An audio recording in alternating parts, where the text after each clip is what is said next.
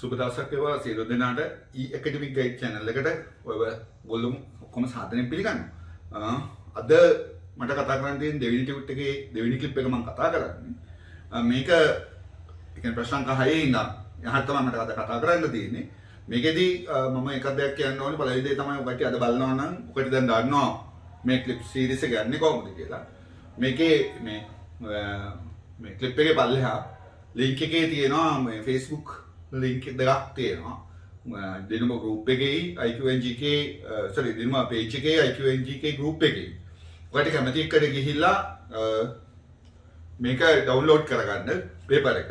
ඒ වගේම තමයි ඔයගොල්ලෝ ඒකට subscribe කරන්න group එකට එකතු වෙන්න. මොකද හේතුව IQNGK එකට. මොකද ඒතර papers දාපු ගමන් ඔයගොල්ලන්ට notification එකක් එයි. එතකොට ඒකේ තියෙන වටිනාකම තමයි ඔයගොල්ලන්ගේ paper එක download කරගෙන බොහෝ විට මම paper එක කරන් ඉස්සෙල්ලා දවස් දෙක තුනකට කලින් paper එක දානවා. ඊළඟ session එකේදී කරන්නේ කොහොමද කියලා. දැන් මේකත් මේ කලින් දාලා තිබ්බා.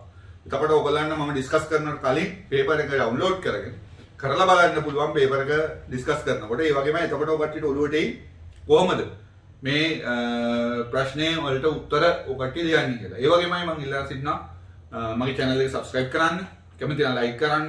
ඒ වගේමයි ඔකට ප්‍රශ්න තියෙනවා නම් හරි comment කරන්න. ඔකට ටික අදහස්, ಗುಣ දොස් කියන්න. ඒ වගේම තමයි මේක මෙතනින් නවතින්නේ නැහැ. IQ session එක දිගටම යයි.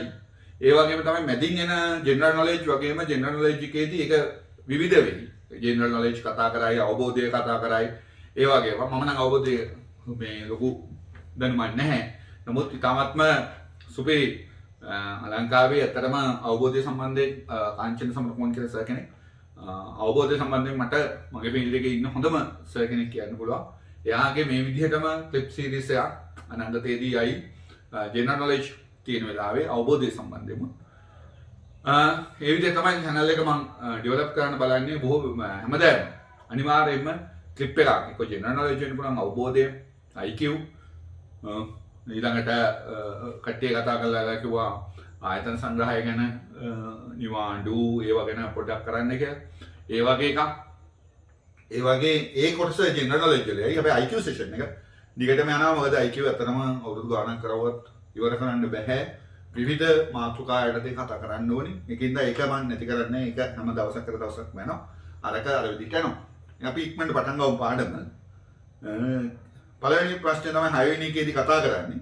මගේ ඔරලෝසුව මධ්‍යහ්න 12 වන විට නිවැරදිව පැවතිනි. ඉන්පසුව සෑම පැයකටම මිනිත්තු 17ක් අඩුවෙන් ගමන් කරයි. දැනට පැය 6කට පෙර එය සම්පූර්ණයෙන්ම නැවතිනි. දැන් මගේ ඔරලෝසුවේ වෙලාව 2:52 න වෙලා වෙන්නවයි නම් දැන් වෙලාව කීයද කියලා අහනවා. ඒකට මොකද වෙලා තියෙන්නේ? මේ වගේ ප්‍රශ්නයක් තිබ්බහම මේක සිද්ධාන්තයක් නැහැ. නමුත් හිතන්න දෙයක් තියෙනවා. කොහොමද කරන්නේ? මෙහෙම වෙනත් මෙහෙම කොහොමද කියන එක. ඒකට සමහර ප්‍රශ්න තියෙනවා IQ වලදී සිද්ධාන්ත සහිත ඒවා. සමහර ඒවා තියෙනවා අපි මීටරෙන් ඔළුවෙන් හිතලා ගන්න ඕනේ රයිට් මේක මෙහෙමයි කියලා. හරි? මේ දෙකම IQ. ශනික තීරණ ගැනීම. සිද්ධාන්තව කියලා කතන්දරයක් නැහැ. නමුත් සිද්ධාන්ත වලදී තියෙන ඒවා සිද්ධාන්තයක් තියෙනවා. යට ගැඹුරු සිද්ධාන්ත ඉගෙන ගත්තොත් විතරයි උඩට කරගෙන යන්න පුළුවන්. හරි අපි බලමු. එතකොට මොකද වෙලා තියෙන්නේ? ඔරලෝසුවේ මධ්‍යහ්න 12 වෙනි විට නිවැරදිව පැවතුණා. එතකොට ඔරලෝසුවේ මම හිතා පේනවා ඇති. උවේ 12 PM. වෙනකොට මොකද වෙලා තියෙන්නේ? නිවැරදිව පැවතුණා. එතකොට සත්‍ය වේලාවත් 12යි මේ ඔරලෝසුවේ වේලාවත් 12යි. හැබැයි එතන ඉඳන් විනාඩි 17 ගානේ අඩු වෙලා තියෙනවා. ඒ කියන්නේ වෙන විදියකින් කිව්වොත් වෙන්නේ මේ වගේ දෙයක්. ඇත්ත වෙලාව එක පෙන්නනකොට ඇත්ත වෙලාව ඔරලෝසුවේ වෙලාව වෙලා තියෙන්නේ ඔරලෝසුවේ වෙලාව එකෙන් අඩු වෙන්න ඕනේ කීයද? විනාඩි 17ක් අඩු වෙන්න. ඒ කියන්නේ මොකද වෙන්නේ? ඔරලෝසුවේ වෙලාව පෙන්වන්නේ 12:43. හරි. එතකොට මේ වගේ අඩු වෙලා ගිහිල්ලා එක වෙලාවක් ඇවිල්ලා තියෙනවා 2:52 වෙන වෙලාව. ඔරලෝසුවේ වෙලාව. නේද? ඔරලෝසුවේ පෙන්නන වෙලාව. 2:52 වෙනකොට ඔරලෝසුව නවතුන මට ගන්නකුත් නැහැ. මම වෙලාව බැලුවෙත් නැහැ. කොහොමදත් අපි දැන් ඔරලෝසුවේ තියෙන වෙලාව බලන්නේ නැහැ. ඉතින් ඔරලෝසුව බැඳගෙන හිටියා. මම ඉතින් වැඩ ටිකත් ඔක්කොම ඉවර වෙලා එක වෙලාවකදී මම වෙලාව බැලුවා. පැය 6කට විතර පස්සේ. වෙලාව බලපුවම නැවතිලා පැය 6කට පස්සේ බලපු ගමන් ඔල්ලෝසුව නැවතිලා. එතකොට තමයි අහන ප්‍රශ්නේ තමයි මම මේ වෙලාව බලපු වෙලාව කීයද කියන එක තමයි අහන්නේ. ඔන්න ඔය තමයි ප්‍රශ්නේ තේරුම් ගන්න ඕන විදිය. පැහැදිලිද මම කියන එක? එතකොට අපිට පොඩි chart එකක් හදාගන්න පුළුවන්. කොහොමද? සත්‍ය වේලාව හා ඔර්ලෝසුවේ වේලාවට මම chart එකක් හදනවා. සත්‍ය වේලාවටයි ඔර්ලෝසුවේ වේලාවටයි මම chart එකක් හදනවා. මේ ගන්න. මම ලියනවා සත්‍ය වේලාව ඔර්ලෝසුවේ වේලාව. හරි? ඔර්ලෝසුවේ වේලාව. එතකොට සත්‍ය වේලාව 12යි. එහෙමනම් ඔර්ලෝසුවේ වේලාව කීයද? 12යි. සත්‍ය වේලාව 12 නම් ඔර්ලෝසුවේ වේලාව 12යි. ඊට පස්සේ මොකද වුනේ? විනාඩි 17ක් අඩු වුණා. එහෙමනම් සත්‍ය වේලාව 1 වෙනකොට ඔර්ලෝසුවේ වේලාව මොකද වුනේ? විනාඩි 17ක් අඩු වුණා. 12යි 43යි. 12යි 43යි. ඊළඟ මොකද වුනේ? සත්‍ය වේලාව 2 වෙනවා. සත්‍ය වේලාව 2 වෙච්ච ගමන්ම මේ වෙලාවේ මේ ක්‍රමය මම කියා දෙන්නේ මේ වෙලාවේ ඒ කියන්නේ ගණනය කරගැනීමේ පහසුව සඳහා. හරි? මේ කියන්නේ සමහර අය මේ කියා දෙන ක්‍රමේ පටලවා ගන්නවා. මේක කියා දෙන්නේ ගණනය කරන්න පහසු වෙනවා. මේ වෙලාවේ සත්‍ය වේලාව ලේසිම දේ තමයි ඕකෙන් අඩු කරනවා ගන්නවා කියන එක ලේසි දේ තමයි. මේ ගානට පැයක් එකතු කරලා ආපහු විනාඩි 17ක් අඩු කරලා ගන්න එක තමයි ලේසිම දේ. ආයේ නැත්තම් වෙන්නේ පැටලෙන්නේ. හරි? මොකද ඒ ගානෙන් තමයි ආපහු අඩු වෙන්න ඕනේ. ඒකෙන් තමයි මම මොකද කරාවේ මේකට පැයක් එකතු කරනවා. පැයක් එකතු කරවම මට එනවා 1:43යි. ඒ කියන්නේ ඇත්තටම වෙලාව එන්න ඕනේ ගාන 1:43යි. හරි. එතකොට 1:43න් කීයක්ද? ආපහු විනාඩි 17ක් දෙවෙනි පැයේදීත් අඩු වෙන්න ඕනේ. වෙන විදියකින් කිව්වොත් එහෙම මේ 12:43ට මොකද වෙන්නේ? විනාඩි 43 ගානේ අඩු එකතු වෙවි යන්න ඕනේ. එච්චරයි බොහොම සරල දෙයක්. මම නමුත් අරක ලේසි.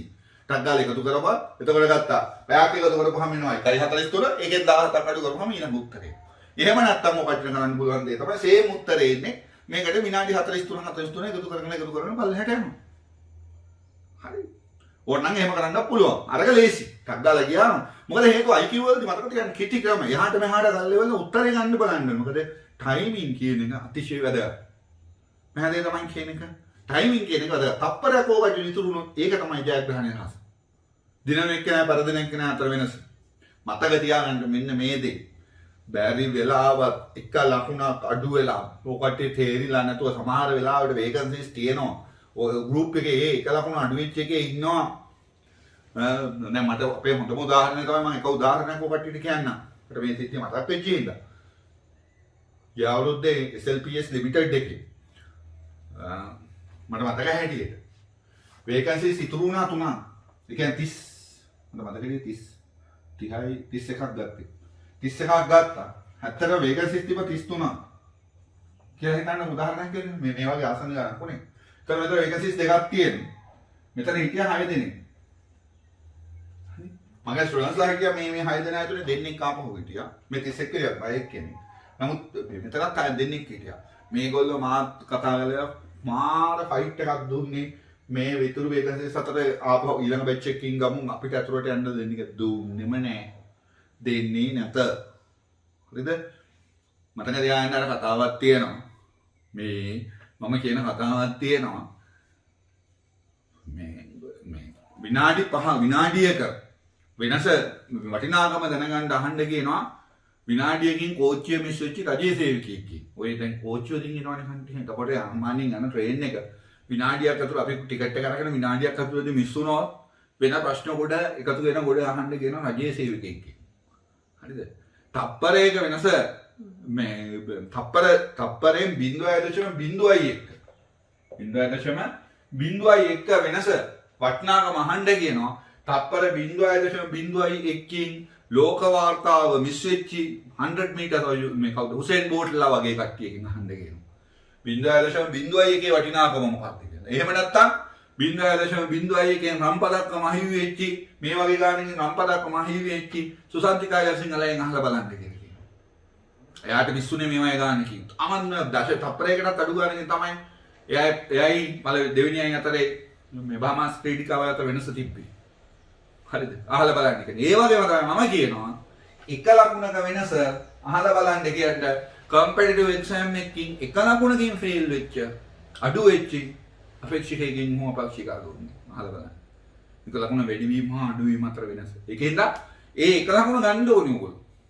මෙතන මෙච්චර වහන්සේට ටෙක්ස් බලලා ඔක්කොම කරලා දාලා ෆේල් වෙන්න නම් බලන්න එපා. බරාද? මෙච්චර වහන්සේ කියන්නේ. මොකෝට යන්න එපා. ඒකෙන්ද ඒ අත ලකුණ ගන්න තමයි අපි ෆයිට් කරන්න ඕනේ. ඉගෙන තමයි හැම තප්පරේම වටින්නේ. අර වගේ ක්‍රමවලදී ඒ තප්පර ඉතුරු වෙනවා. ශනිකෙන් එහාට මෙහාට කරලා බැලන්ස් කරලා උත්තරේ ගන්න. හරි? අපි බලමු.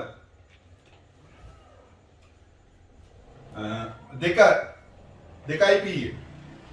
දෙකයි pm ඉඳන් දෙකයි pm එකට පැයක් එකතු කරපුවම මෙතන හැදෙනවා කීයක්ද? 12 1.43 හැදෙනවා. හැබැයි 1.43 නෙමෙයි ඊට වඩා ඒ කියන්නේ විනාඩි අපි එකතු කරගන්න ඕනේ කීයද? 43ක් නේ. 43ක් තමයි අපි එකතු කරගන්න ඕනේ. එතකොට මම මෙතෙන් එකතු කරුවේ 60. විනාඩි 60ක් එකතු කරපුවම නට හැදෙනවා 1.43 ලේසි ගන්න. පැයක් එකතු කරපුවම ටක් ගාලා 1.43 නේ. විනාඩි 60යි. හැබැයි මම එකතු කරන්න ඕනේ නැත්තම ගන්න කොච්චරද? විනාඩි 43යි. එහෙමනම් මොකද වෙන්න ඕනේ?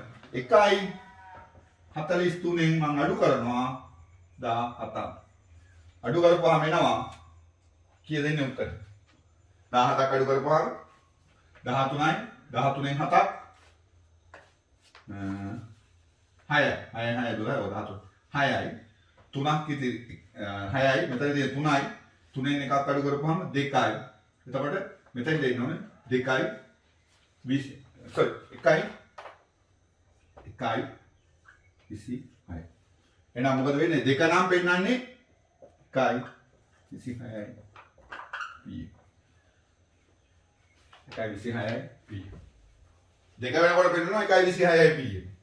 හරි? ඊළඟ 3 වෙනකොට 3යි p. pm වෙනකොට 3යි pm වෙනකොට වෙන්නේ මොකද්ද? 1යි 26ට ඩක්කලා අපි ලේසියට එකතු කරගන්නවා පැයක්. එකතු කරපුවාම එනවා 2යි 26. ඒකෙන් 17ක් අඩු කරන්න ඕනේ. ලේසියට මම කරන්නේ. නැත්නම් ඔය වැඩ කරන්න ඕනේ තමයි මොකද්ද? තප්පර විනාඩි 43ක් මේකට එකතු කරන්න ඕනේ. හරි? එතකොට වෙන්නේ 2යි 26න් අඩු කරන්න ඕනේ මම විනාඩි 17ක්. 9යි 0යි 2යි 9. 3 වෙනකොට වෙන්නේ 2යි 9. දෙකයි නෑ. ඊට පස්සේ මොකද වෙන්නේ? දැන් අනිත් පැත්තට හිතන්න. ඊට පස්සේ 2යි 9 ආව 3 වෙනකොට 4 වෙනකොට 2යි 9 මම 43ක් එකතු කරනවා. 49ක් එකතු කරපුවාම එනවා මට 2යි 52. ඒ කියන්නේ මොකද වෙලා තියෙන්නේ?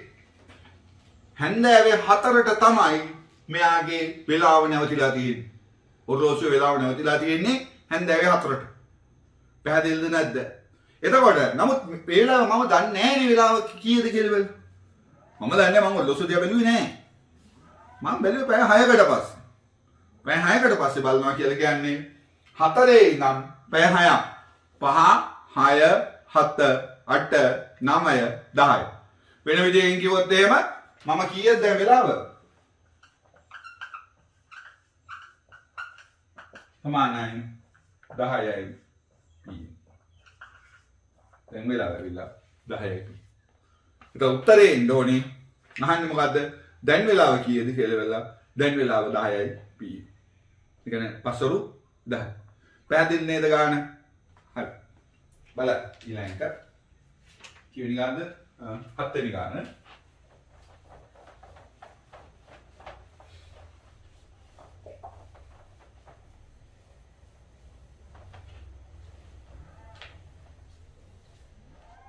ගාන 7 වෙනි ගාන කොහොමද කියලා? සමන්ගේ වයස කමල්ගේ වයස මෙන් දෙගුණයකින් තවත් අවුරුදු 5කින් සමන්ගේ වයස සමන්ගේව දැන් වයස වගේ 1.5ක් වේ. මේ දෙදෙනාගේ දැන් වයස කීයද කියලා අහන්න. මේක සමගාමී සමීකරණ ගන්න. මේ සමගාමී සමීකරණ මතක තියාගන්න අපි 7 8 ඉඳන් ඉගෙන ගන්නවා. හැබැයි ඕල් වලට ආවම පස්සේ ඕල් විභාග කරපුවම පස්සේ අපි ගණන් ඉපෝ කියලා වෙලා අතාරිනවා. ඉතින් ඕව මතක නැහැ.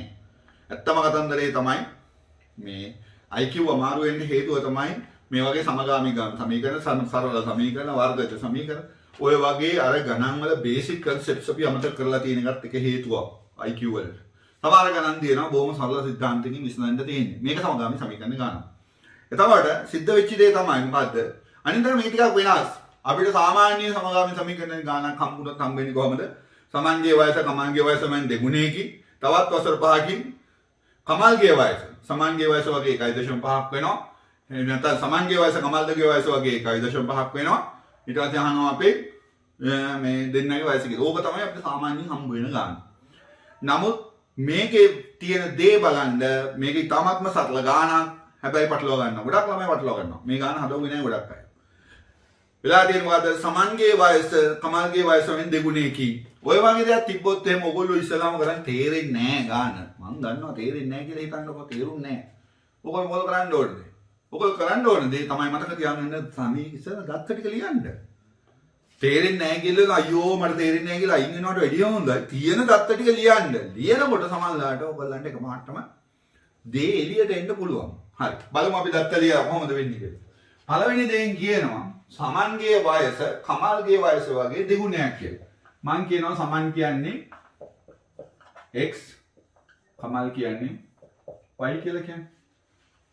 සමන් කියන්නේ x කමල් කියන්නේ y. එතකොට සමන්ගේ වයස කමල්ගේ වයස වගේ දෙගුණයක්. සමන් වයස x නම් x සමාන වෙනවා y ඒක වගේ දෙගුණයක්. y වරක් 2. ඒක මම කියනවා 1 කියලා. තවත් අවුරුදු 5කින්. ඒ කියන්නේ තවත් අවුරුදු 5කින්. තවත් අවුරුදු 5කින්. ඒ කියන්නේ x ධන 5. x ධන 5 තවත් අවුරුදු 5කින්. සමන්ගේ වයස දැන් සමන්ගේ වයස වගේ 1.5ක්ලු. මම ලියනවා. x ධන 5 මම ලිව්වා. සමන්ගේ වයස දැන් සමන්ගේ වයස 1x. එහෙමනම් මොකද වෙලා තියෙන්නේ? 1.5ක් කියලා ලියනවා. ඔන්න සමීකරණ. මතක තියාගන්න. සමගාමී සමීකරණ ගානක් ආවොත් සමීකරණ දෙක හරියට ලියා ගන්න. හරියට ලියා ගන්න ගාන හද ඉවරයි. ඊට පස්සේ දෙන සුළු කරන්න. හැබැයි හරියට ගාන ලියන්න. වෙන අනංගමයන් කතන් දෙන්නතු ගාන හරියට සමීකරණ දෙක ලියා ගන්න. ඒක තමයි වැදගත්ම දේ. හරි. මම සුළු කරනවා. කොහොමද? මම බොහොම සරල දෙයක් කරන්නේ. මොකද්ද? මේ x කියන එක දෙවෙනි එකෙන් x එක මම යවනවා මේ මොකටද? සමගාමී සමාන කිරීමේ මෙහා පැත්තට යවපුවාම x ඍණ වෙනවා. එහෙනම් 5 සමානයි 1.5යි x ඍණ x වෙනවා. එතකොට එනවා මට 5 සමානයි 0.5යි x වෙනවා. මේකෙදි 0.5යි x වෙච්ච ගමන්ම ඕගොල්ලෝ මතක තියාගන්න ඕක 0.5යි තිබිලේ ඉඳන් මෙහාට කරනකොට සමානලට පටලවා ගන්න. ඒකේ නම් මට 0.5 ලියන්න පුළුවන්. 0.5 ලියන්න පුළුවන් මෙහෙම. කොහොම? 5 සමානයි භාගයයි x. කියලා මට ලියුවා. මම ලේසියෙන් ලියා ගන්නවා. වරදින් නැති වෙන්නේ. මට පුරුදු විදිහට එහාට මෙහාට කරලා පුරුදු වෙන්නේ භාග සංඛ්‍යාවෙන් දශම ගණන් එහාට මෙහාට කරන්න කියලා මනා ගන්න බෑ. කියන මම කරපැඩේ භාගයයි x කියලා ලියා ගන්න. දැන් මොකද? දැන් කරන වැඩේ තමයි මේ භාගය මෙහාට යවනවා. මෙතන යට එකක් තියෙන. එක මේ පැත්තට යවනවා. හරි. යවපුවාම මට එනවා x සමානයි 5 වැඩි කිරීම 2 සමානයි 10. පස්වල දෙක 10යිනේ. එතකොට මම මේ පැත්තට ගත්තේ. පස්වල දෙක 10යි. ඒ කියන්නේ x සමානයි 10යි. x සමානයි 10 මට ආවනම් ඊට පස්සේ මොකද්ද y මාන්න කරන්න ඕනේ? මම x සමානයි 10 මම ආදේශ කරනවා පළවෙනි සමීකරණයට. x සමානයි 10 මම ආදේශ කරනවා පළවෙනි සමීකරණයට. x සමානයි 10 එකට ආදේශ. ආදේශ කරපුවාම එනවා මට 10 සමානයි 2y මේක බෙදනවා 2කින් මේකත් බෙදනවා 2කින්. එතකොට y සමානයි.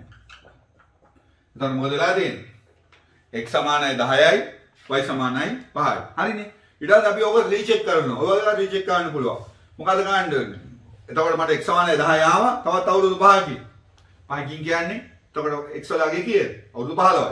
15යි කියලා කියන්නේ දැන් තියෙන්නේ 1 නම් ඊට පස්සේ 1.5යි. පැහැදිලිද නැද්ද? එතකොට උත්තරේ එන්නේ x සමානයි 10යි y සමානයි 5යි. ඊළඟ ගාන බලන්න. තවත් වසර 13කින් සහෝදරයන් තිදෙනාගේ වයස් වල එකතු 94ක් වේ නම් වසර 9කින් සහෝදරයන් තිදෙනා අතර වයස කීයද කියලා අහනවා. මෙතෙන්දි මතක තියාගන්න මෙන්න මේ දේ. මෙතෙන්දි ඕගොල්ලන්ගෙන් අහන්නේ සහෝදරයන් තිදෙනා අපි හිතමු නිමල් කමල්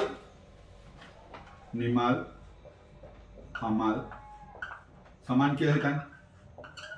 එතකොට මම මේක ඔකට වෙන උදාහරණකින් හදලා පෙන්නන්න යන්නේ මොකද්ද වෙන්නේ කියලා. හරිද? දැන් වයස නිමල් කමල් හා සමාන්ගේ දැන් වයස. දැන් වයස වෙනවා මම හිතුව 5 10 15. 5යි 10යි 15. පැහැදිලිද? මම මේ ගාන නෙවෙයි හදන්නේ උදාහරණයක් හදන්නේ සංඛ්‍යා ආදේශ කරලා පෙන්නන්නේ ඔයගොල්ලන්ට මොකක්ද මෙතන මේ කරලා තියෙන්නේ කියන එක. එතකොට මොකද වෙලා තියෙන්නේ? තව 13 වසරකින්. තවත් 13 වසරකින් මොකද වෙන්නේ කියන එක තමයි මම දැන් කරලා වෙන්නන්න යන්නේ. එතකොට මොකද වෙන්නේ? 5ට එකතු වෙන්න 13ක් සමානයි 5යි 13යි 18යි. 10ට එකතු වෙන්න ඕනේ 13ක්. එකතු වෙච්චාම එනවා 23ක්. 15ට එකතු වෙන්න ඕනේ 13ක්. එකතු වෙච්චාම එනවා 28ක්. ඊට පස්සේ මේ දෙක එකතු කරනවා.